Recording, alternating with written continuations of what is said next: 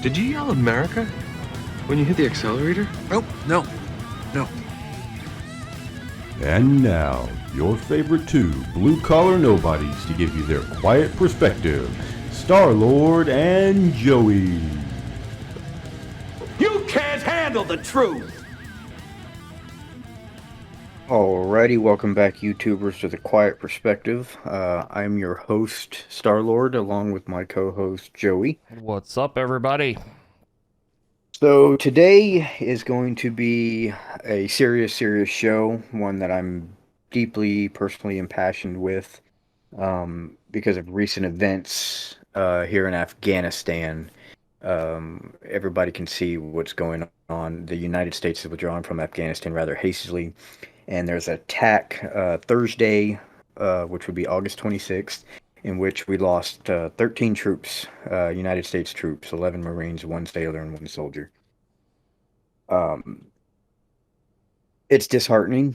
I want to start off the show by honoring those particular members by giving you their names. These were just released. So I'm going to go through those first, and we'll pop up a picture so you can see those. Reason why I'm doing this one is I like to honor them. I want you to see them, and I want this to be very real. I don't want this show to be about talking points. I don't want just to be a pissing contest, left versus right. I want the severity and how real the situation is to hit home, and I want you to be able to see it and feel it as much as you possibly can. So I'm going to start with that list. First off, we have for the United States Marines, and I do apologize if I've pronounced any names wrong, Deegan Page. He was 23 years old. We have Darren Taylor Hoover Jr., 31 years old, also a Marine. David Lee Espinoza, 20 years old, United States Marine. Dylan Marola, 20 years old, United States Marine. We have Humberto Sanchez, 22, United States Marine. Hunter Lopez, 22, United States Marine. Jared Schmitz, 20, United States Marine. Yohani Rosario, 25 years old, United States Marine. Kareem Nikui, 20, Marines. Maxton Soviak, 22-year-old Navy Corpsman. Nicole G. 23, United States Marines. Ryan Knaus, 23, Army. And Riley McCollum, 20, United States Marines. There's a lot of stories behind them. One in particular, Ryan Knaus, 23-year-old Army soldier, has a pregnant wife at home and 3 weeks away from giving birth to their first child. And those stories are they hit me particularly deep, but should hit everybody deep. And we're going to get into how and why they're dead, and quite honestly, who's to blame. So what's happened is, as the world knows, the United States has been in Afghanistan for the past 20 years as a result of the September 11th attack on the World Trade Center.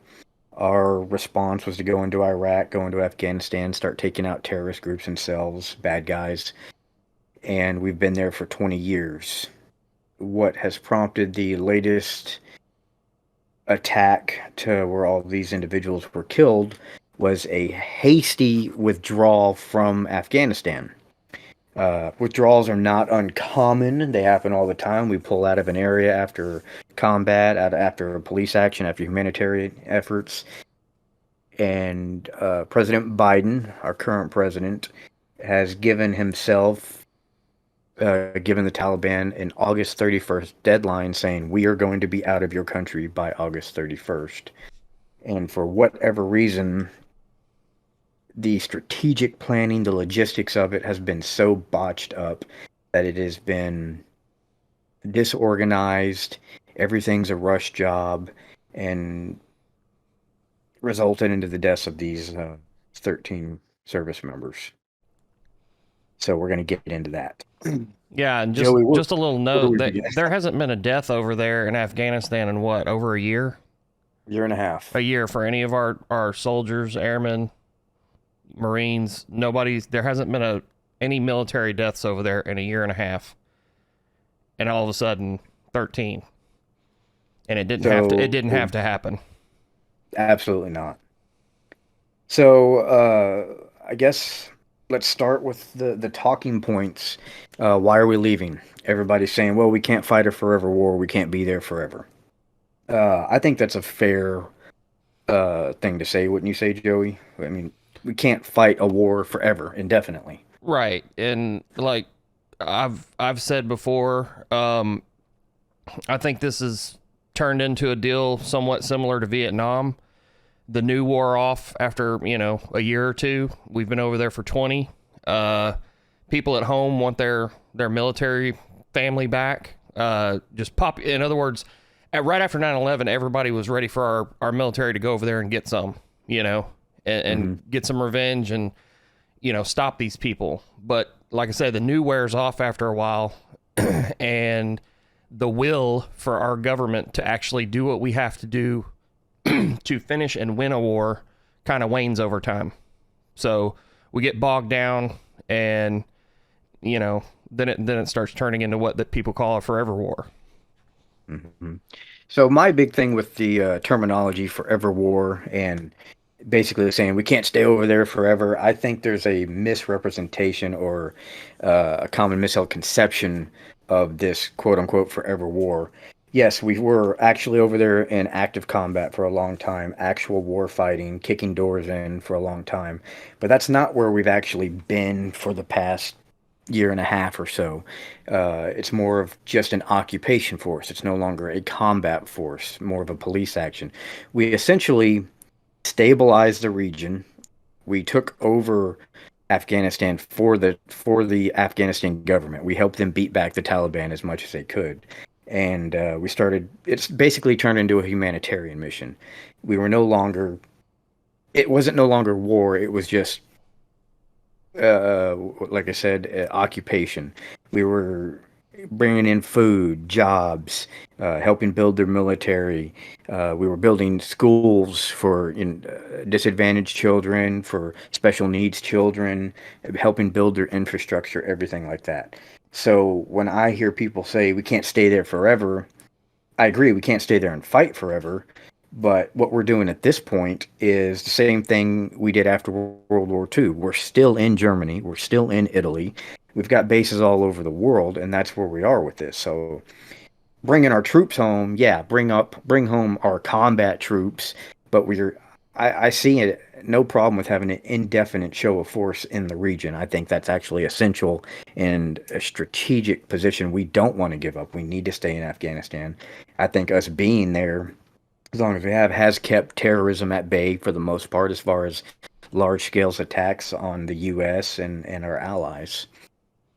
Well, yeah, because, I can only imagine there's going to be, CIA and stuff like that. There's going to be intelligence gathering, I would assume, but even that's going to be scaled back with nobody else over there. So that's going to give us less information about what they're doing, what they're possibly planning, and this could very well lead to another 9/11. Oh, absolutely. So I think we've already essentially brought our troops back.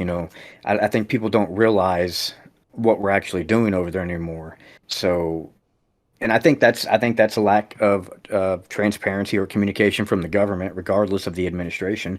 Give the people an honest representation of what we're doing there now. People think, well, we're still fighting. No, we're not really fighting a war anymore. We're occupying. We're helping the country at that point. But in any case, Biden has decided to pull us out of Afghanistan. I don't know where he came up with this arbitrary date of August 31st, but it put us in a pickle because August 31st is here. So here's what happened. He closes down Bagram Air Base, which is the central hub of the entire region. We built up a huge air base there, building structures, airfields. Built a town out of this place. And overnight, I believe I read it on here, it was July 1st. Overnight, we abandoned it completely, shut the power off, didn't even tell the Afghanistan commander about it. Like, he woke up and was surprised all the Americans were gone. Can you even imagine what that did to their morale? Yeah, no I kidding. mean, Jesus Christ, you know, that's You got to crazy. understand. Yeah, so the Afghanistan military has this huge bad guy in the Taliban. I can't even imagine what it'd be like to be in that kind of a military. I mean, you essentially got a big L on your uniform. You're going to lose. You know you're going to lose. But then to have us just pull out and not say anything, we've got pictures of soldiers, Afghanistan soldiers, just sitting around in an empty base, looking around like, what the fuck? There's no soldiers here. Um, so we just left. We just left Bagram Air Base. But here's the kicker: we didn't evacuate all of our civilians in the entire region, all of Afghanistan, contractors, and just any American civilians that are there for multiple reasons. Me and Joe have talked about this. I don't know why some people would be there, like as a normal, just American civilian, why you're over there. But there are a bunch of Americans over there, uh, humanitarians and missionaries, stuff like that. School trips. People are over there on school trips. I don't fucking understand that. Jesus Christ. Do you want to die? It's not a safe country to be in, regardless. But we left all those people there. We evacuated our military before we got our civilian assets out and any of our equipment out. Furthermore, all the people who helped us during the war that were Afghani nationalists, interpreters, or people who would say, hey, the Taliban's over there, we left all them there. So now we have this big rush by August 31st to get everybody out. And it's not going to happen. It can't happen. So, I mean, this really snuck up on everybody. This all really showed up in the past week or two, about past 2 weeks, that, hey, we're leaving all of a sudden. I don't know why you leave. You wait till the last 2 weeks to start getting your shit out.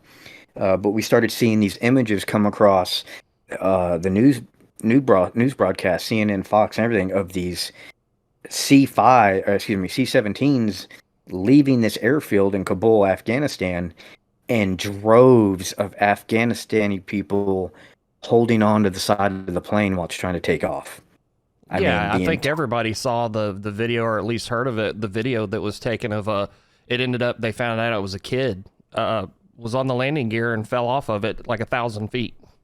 Yeah, that's how bad that's how bad it is over there. You know. Yeah, that you're willing to hold on to a C-17. When we leave, when America leaves that place, that's how bad it's going to be, and they know it. Yeah, so there's videos, just people rushing the gates. I mean, think about a zombie movie where you've got all these crowds rushing to get. That's exactly what it looked like. It looked like an apocalyptic Hollywood movie with all these people rushing gates and jumping onto jets and planes. I mean, it's absolutely horrific.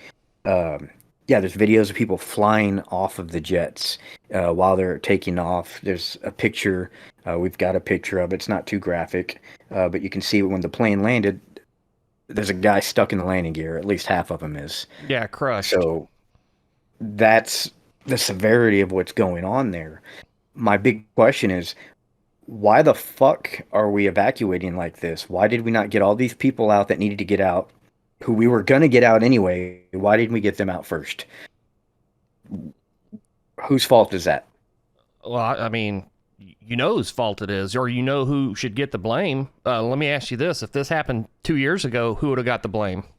Trump would have. Yeah. Oh, God. Can you imagine? So I think, not just because of that, not because this is a Trump versus Biden thing, but some shit like this falls on the president. Absolutely. I mean, this is what the job is. He's the leader of America, and this is the biggest clusterfuck I've ever seen. You served in the military. You've seen probably some shit before, not like this, I would assume. But I didn't serve, but I just a civilian from the outside looking in. This is fucking ridiculous.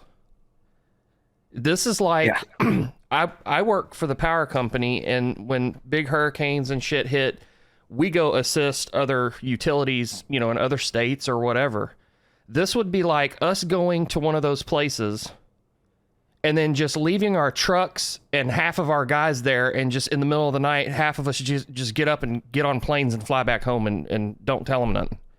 Yeah. I mean, they're not going to die, but it just makes no sense. Why would you leave all that equipment? How many Black Hawk helicopters did you say? So I tried looking up all the numbers and everything, and it's hard to get any hardcore numbers. But there is, let me see if I can pull this up. Where are you? It reported 208 aircraft have been left behind, anywhere from Black Hawk helicopters to light attack airplanes, surveillance airplanes, drones, just left there. Well, how do you And just leave shit like that? Because I it don't gets worse. I don't think a lot of these. I think like the MRAPs and the Humvees and all that shit, the ground vehicles, they're going to be using those for sure. I don't think you're going to have a bunch of these Taliban guys become ace fighter pilots or helicopter pilots, but they can sell it. There's plenty of countries that are willing to buy that shit, and if nothing else, just to take it back and strip it down and see what we got. Yeah, so that's my concern. They don't have the capability to maintain the heavy stuff like the aircraft and things, but they can sell it and become the greatest, warlords in the area, just selling Black Hawk helicopters off. But they left something like 75,000 vehicles behind, MRAPs, up-armored MVs, light tactical vehicles, all kinds of stuff like that.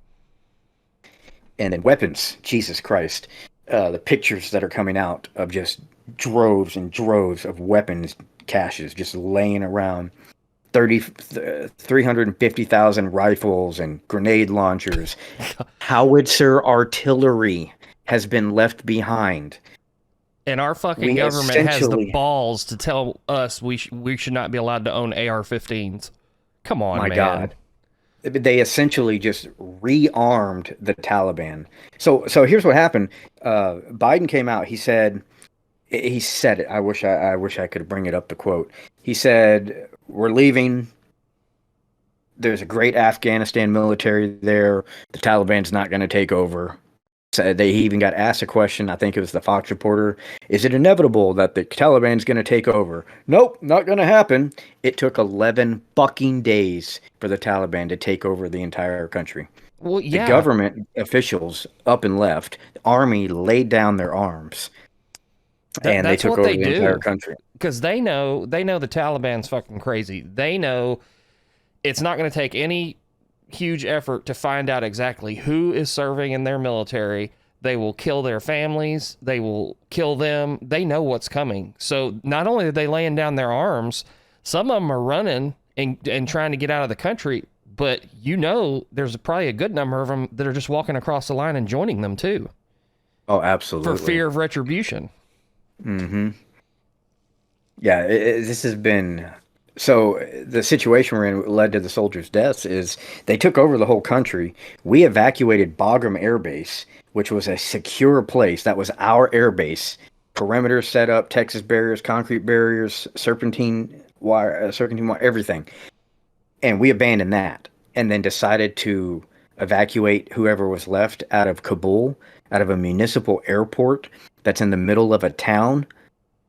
It's an unsecured location. I mean, I just strategically, as a ex-military member, and just as anybody who's ever read a book or ever played with army men, who the fuck came up with the idea to pick this little bitty airport to leave from while you're surrounded by the Taliban?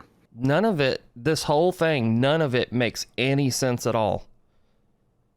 I mean, and when I say surrounded, that's not metaphor. That's not hyperbole. They literally are surrounded. The entire airport is surrounded by Taliban. Like, it's us and then the rest of the country Taliban. So much so that they've set up a perimeter, and our U.S. servicemen and the policy is right now is we're letting the Taliban run security for us. Yeah. They've shook hands with the Taliban and said, hey, we're leaving by the 31st. We have a mutual interest. That's what they have said. That's what our generals have said. That's what Psaki has said. That's what Biden's saying. Since we have a mutual interest, there's a certain degree of trust that they're not going to kill us while they've got us surrounded. Meanwhile, we're trying to evacuate thousands upon thousands of refugees and American citizens that have to go through that perimeter to get to the airport. What could go wrong? Yeah. And I don't know for a fact if this is true. I told you about it. I read that the Taliban have already been locating Americans in the area, sending them messages via text so they know their phone numbers, and they're saying, we know you're here, we know where you are, and we're coming for you. I wouldn't doubt it. And I don't fucking think they're coming to take them out to eat, you know? Yeah, I don't doubt it. One of the big things that was left behind that has been reported is the biometric data that the U.S. government was using while we were over there. Eye scanners, face recognition software and stuff for all the Afghanis so that we know who we're dealing with out in the field. Apparently, all that stuff was left behind and now in Taliban hands. So they literally have a database of who to kill now. Well, and then also you're saying how the agreement with the Taliban, you know, to let certain people through, that included them giving names and pictures of people. Yeah, verified. So now, whichever one of these Americans that don't make it through to before the next 3 days, which basically it's shutting down from what I just read a minute ago, now not only are they stranded over there, now the Taliban has their name in their picture. Yeah. So what are they thinking doing that? Yeah, the generals came out and said it. The DOD has confirmed that they are giving information to the Taliban, names, pictures, saying, hey, can you let these people through?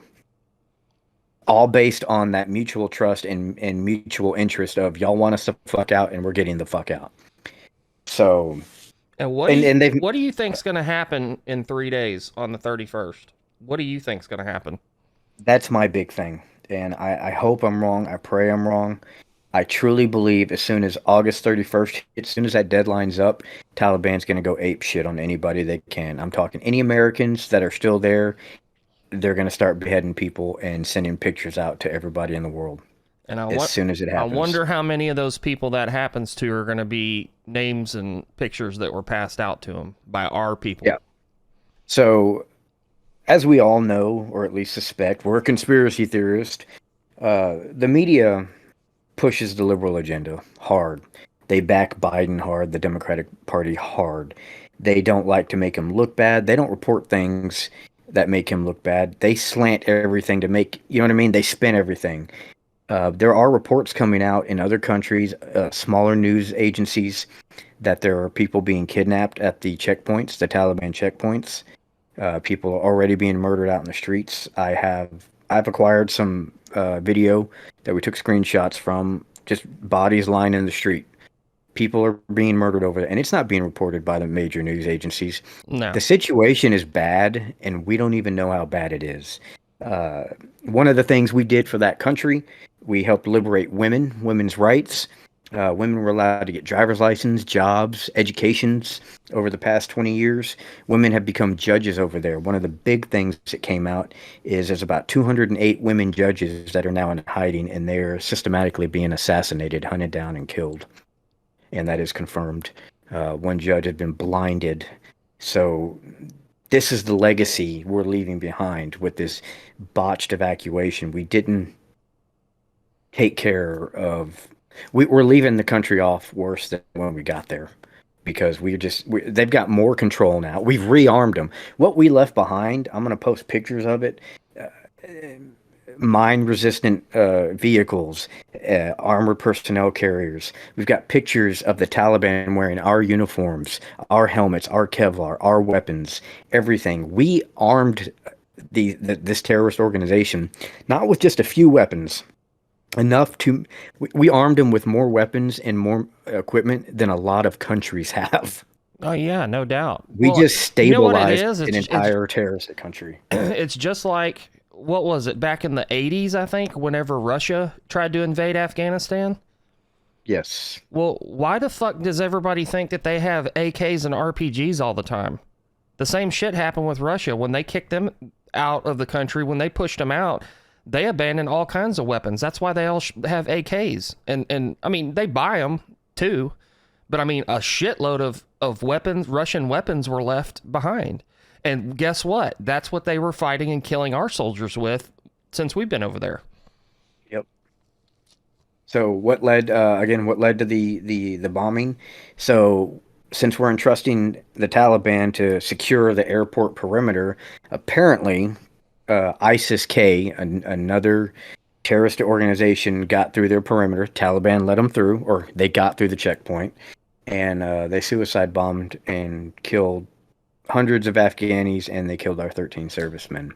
And this is another thing I heard. So I'm not saying this is fact, but from what I read or heard about the access the person with the bomb got, it was an Afghan soldier that at the checkpoint that let them through.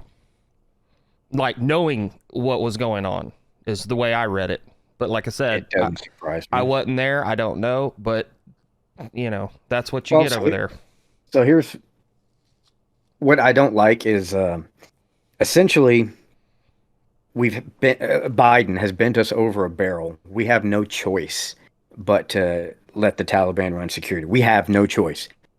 I mean, it's either, will y'all please do this for us? Because if you don't, I mean, you can just kind of walk in here and kill us. We have no options. We have no power, no leverage in this situation whatsoever. None. Well, yeah, that's the thing, and like you said, how the news and these generals in these videos that they've spoken about, they're collaborating with the Taliban. They're not collaborating. It's not an agreement. The U.S. is doing what the Taliban is only allowing them to at this point. Yeah, they're taking the table scraps. Whatever they'll give us, we're taking. One thing that happened when they kept talking about this August 31st deadline, they keep saying Biden has chosen not to extend the 31st deadline, blah, blah, blah, blah. That's bullshit. Yeah, Biden was told by the Taliban, no, you're not. Yeah, he wanted to extend it. The Taliban said no. That's all there is to it. There's no fucking way in hell America needs to ask for permission. If we want to do it, we're going to fucking do it. And we were told, because we have no way to stand up and say, well, we're going to take a couple extra days. We're going to take an extra week, because we can't. And I'm telling you right now, come August 31st, shit is going to hit the fucking fan. Because that's what I would do if I was them.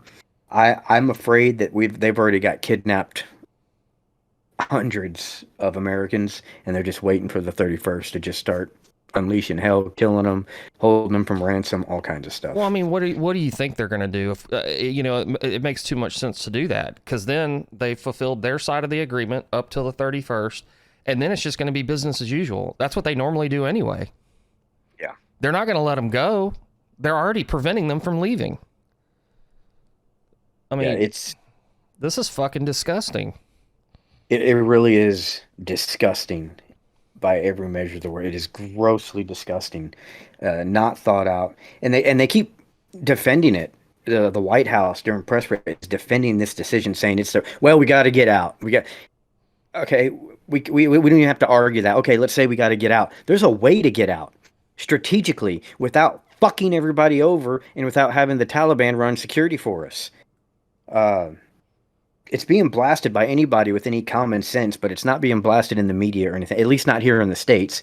There was one guy who came out. I don't know if everybody here's seen the video or not. We can post a link to it.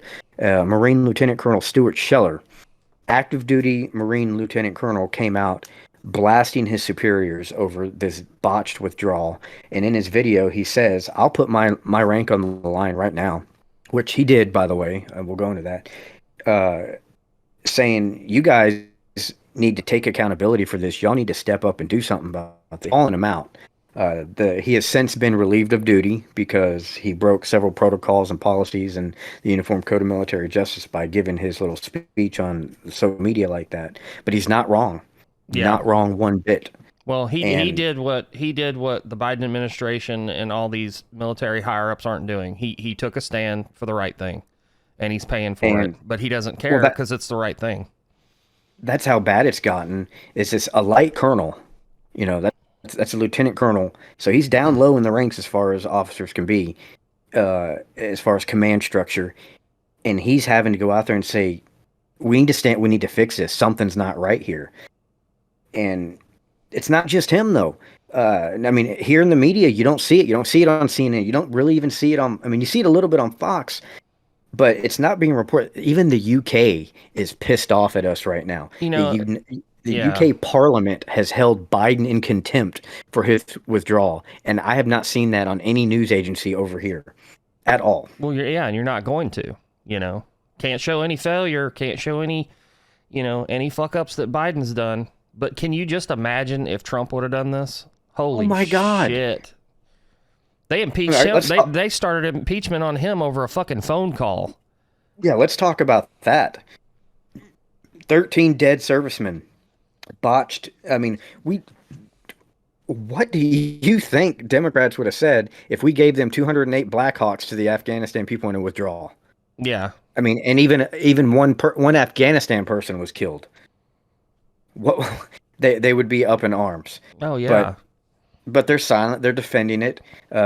His voters oh God, I heard a voter come out. We talked about this the other day. A voter coming out saying Republicans need to shut up. Did Roosevelt resign after Pearl Harbor? Did Bush resign after September 11th? As if those are equitable. Those were silent attacks.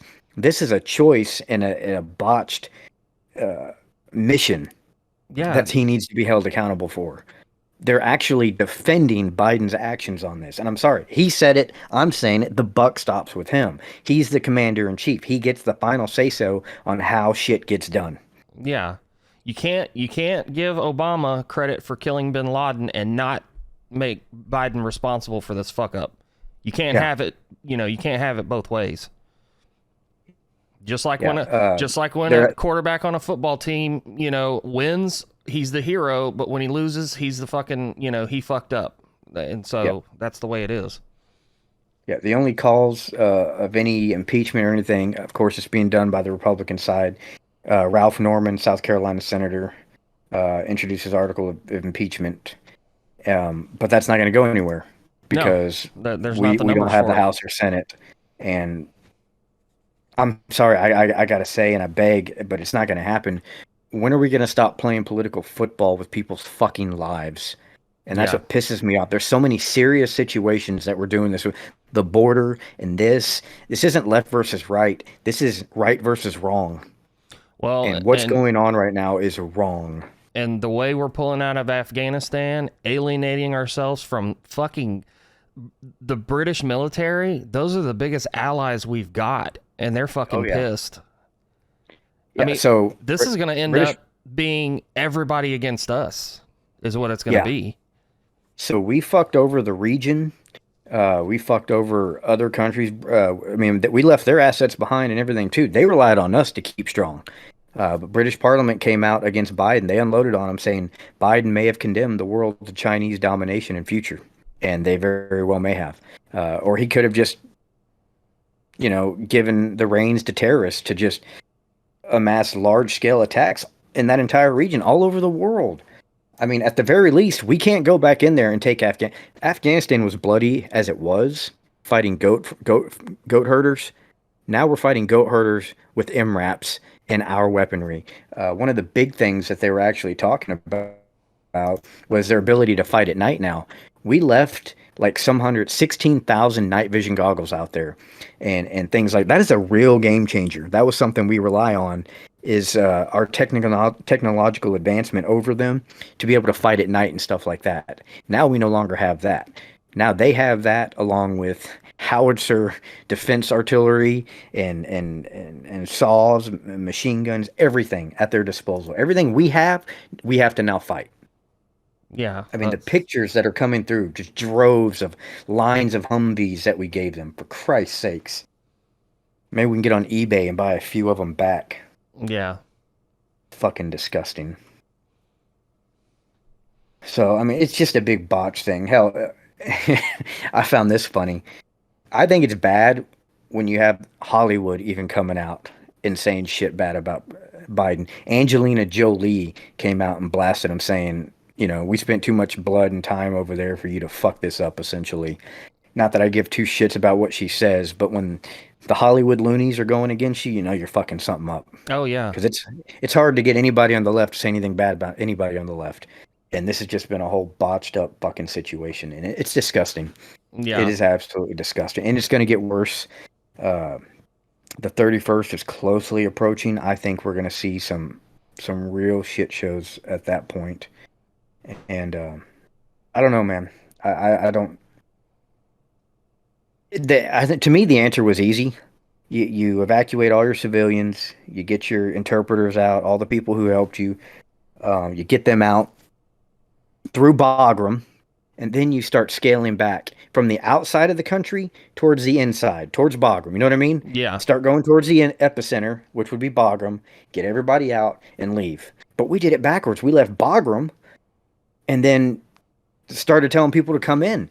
So we're screwed. None of it it doesn't make any sense at all. Why would they have done it like that? It can't be that fucking hard to see how fucking stupid the way they did it was.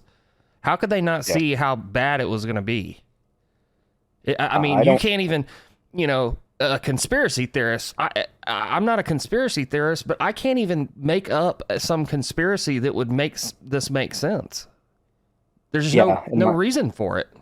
My most outlandish, stupidest ideas. I can't come up with a feasible reason why they thought it was a good idea to do it the way they did, to leave behind the equipment. Why don't you destroy the equipment? They left ammo caches, weapon caches. Why would you not destroy that shit? Yeah. I mean, that's common procedure. When we find enemy ammo caches, instead we don't take it, we blow it up. Yeah. We do the same stuff with our shit when we leave it. We blow it the fuck up. So I don't understand. And I tell you, there's silent people out there, U.S. officials, they say it, they can't go on record, but they're saying, everything that hasn't been destroyed is the Taliban's now. But why can't our generals and our higher ups say that to Biden? Because Biden came out and said, I'm doing what my general said.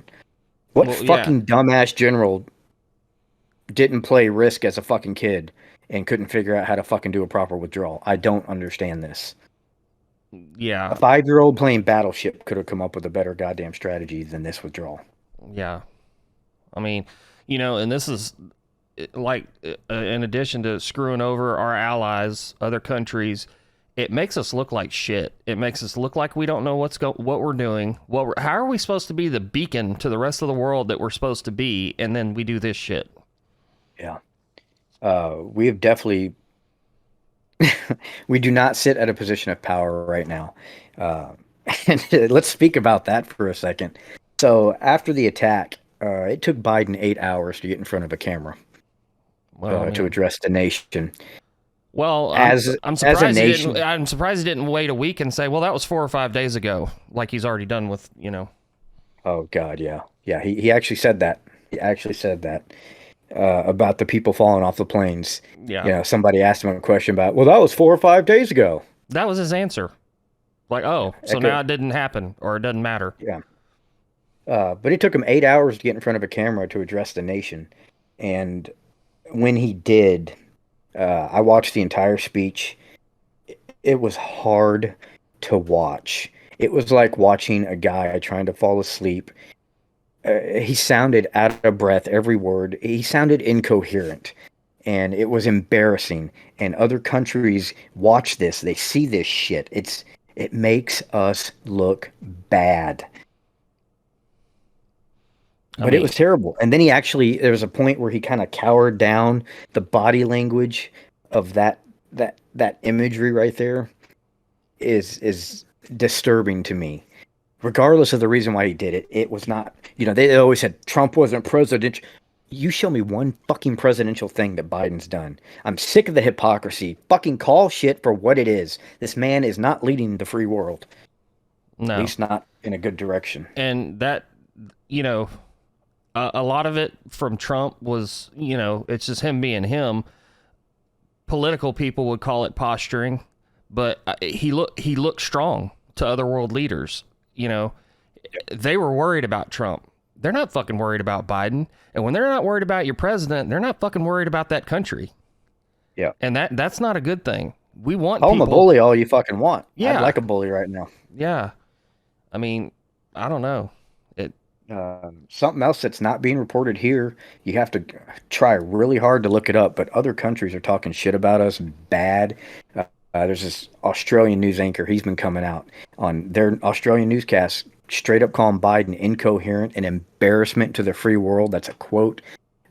Saying he couldn't find his way home after dark. All kinds of stuff. I mean, the UK newspapers are going nuts over it. If you can look up UK, type in Google UK searches, they're blasting the shit out of us in this administration. But CNN's over here just, hey, we're good, we're fine. You know, Trump's fault, Trump's bad. Trump farted the other day. Let's talk about that. Yeah. I mean, what are we, 8 months removed from his presidency and they still bring up him? Yeah. I mean, when does it become Biden's responsibility when shit happens? Yeah, and they keep blaming this on Trump too. Even this, they're blaming on him. Well, he had a May 1st deadline, blah, blah. Yeah, well, you extended it to August 31st. Either way, you're in the captain's chair. Yeah. You know, it doesn't I don't care what he did, this and that. All I know is people weren't dying under his watch. No. And if somebody did, he came back tenfold and fucked up your whole family. Yeah. I mean, he took care of shit. Our service members get killed the other day in a bombing, and Biden threatens that he's going to go after them, that we're going to find them while we're pulling out of the country with our tail between our legs. Yeah, no position What was of it power. that guy in Syria or whatever? Some people got attacked or whatever, and he fucking blew him up the next day with a drone. Yeah, I mean, yeah. that's the guy I want. I did read a report earlier that said there was a drone strike that took out 2 ISIS-K members. Oh, nice. But to me, 2 that's of them? non-consequential. Well, it's non-consequential. It's inconsequential to me. And to me, that's basically propaganda. They're trying to look like they're doing something. Yeah. A It drone doesn't strike change and a 2 fucking- people got killed? Wow. Holy shit. Yeah, yeah. Well, yeah. The score's what? 13-2 now. They're still winning. Yeah. So Why don't they Yeah, why don't they use them drones and start fucking bombing all the shit we left behind that they're driving in right now? I read something on that too. Apparently, that is an option, quote unquote. I don't understand how that's going to be an option when the shit's mobilizing now. Why that wasn't done in the first? You know what I mean? Well, yeah, Like I said, it should have been, It's but I fucked mean, up. It's fucked up. at this point, that's what they need to do. I mean, there's nobody over there to do it on the ground, and like you're saying, why is fucking send troops out there to fight them now when they've got more armor as much armor as we've got? They've got the same weapons we've got. Fuck it, blow them up. Retaking the country at this point would be devastating to our numbers in the military. It would be a hard uphill fight. It was already hard enough, and now it's like we beat them and said, "You guys want to go again? Oh, you're out of shit. Yeah, we got extra shit here. Take this. Let's go." Yeah, here, y'all take this, So- go over there and regroup, and then we'll be back. So what the future holds, I'm sure we'll talk about it here soon. It's a very, very developing story. It's disturbing. Man, I don't know where we're going to go from here. I really don't. This puts us in a bad position with every fucking country that doesn't like us. You've got the British Parliament trashing Biden right now, holding him in contempt officially. Can you imagine what fucking China and North Korea are thinking right now? Well, I can tell you for a fact that China, North Korea, and Iran are running war games together currently over there. So there's a plus. Yeah. That shows where their mindset's at. Got some posturing going on over there. And why not? And Biden looks at it and says pretty colors. And meanwhile, we fucking alienated ourselves from all our allies, so that's good.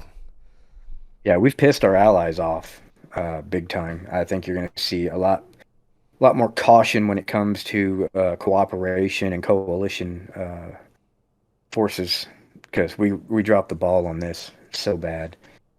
And I don't know, man. I think we're going to see a lot more death here soon. I don't see a way out of this. That's my thing. I don't think there's a way to correct it. I think we can respond to it, but there's no correction at this point. I think it's FUBAR. It's fucked up beyond all recognition. Yeah, the fuck up's already occurred. So where we go from this is anyone's guess, but I don't know. I don't know, man.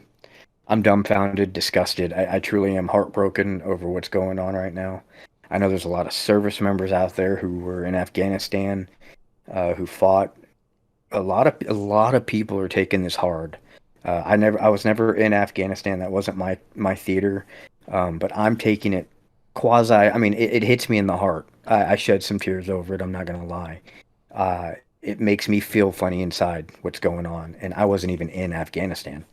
So I can only imagine how a lot of vets feel right now. And my heart goes out to them. This situation screwed up, and they've got nothing. They've got nothing to look forward to, no leadership. They've got a country who just keeps pushing this agenda from this administration like it's okay. We're truly a country at odds with itself, man. And it's sad. We're in a sad state right now. Yep. But So, I do want to say, like I already told you, any veteran that thinks or gets the impression that what they did over there doesn't matter anymore, or it was a waste, I don't believe that.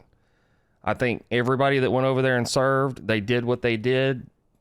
They made it back, and at the time they were doing the right thing. So to say that what we did before was a waste, I don't believe that. But under current leadership, they're just giving it all back, and it's disgusting. so my closing thoughts on that would be the solace I would offer anybody else, any vets family, any Gold Star families, is that regardless of what's happening now, what you did, what your soldier did, what your troop did, they did to the best of their ability. They accomplished what they were there to do. They did some good within their own means in that respect. Now, as far as the larger picture goes, I feel the hit, and I get it. But we just hope and pray that things turn around from here. And, Yeah. that's all I got. I've got no smart ass remark. I've got no upbeat way to end the show on this one. I think this is a shitstorm, and we're kind of fucked. Yeah. I agree. I got nothing to add to that. So we'll sign off. If you got any comments, questions, bitches, gripes, please feel free to put it in the comments section. We'd love to address it. And we'll see you on the next episode. Later.